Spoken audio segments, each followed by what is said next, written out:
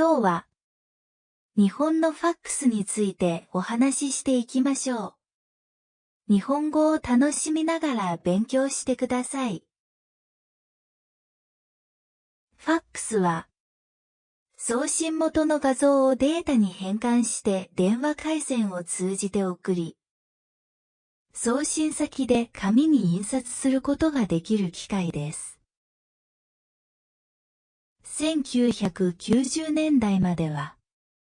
世界で使われていましたが、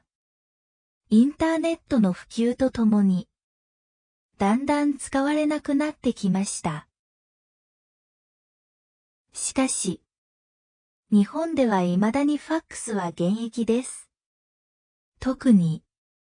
役所関係の文書のやり取りや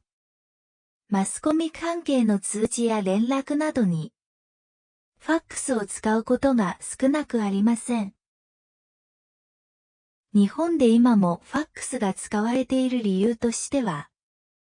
ファックスはハンコの画像や手書きの書類がそのまま送れるので、インターネットのメールよりも信用できるから、という理由を挙げる人もいます。役所の手続きなどでは、今でも E メールでの連絡を認めず、ファックスを送らなければ受け付けてもらえないこともあります。ファックスは、送信元の画像をデータに変換して電話回線を通じて送り、送信先で紙に印刷することができる機械です。1990年代までは世界で使われていましたが、インターネットの普及とともにだんだん使われなくなってきました。しかし、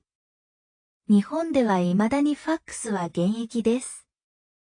特に役所関係の文書のやり取りや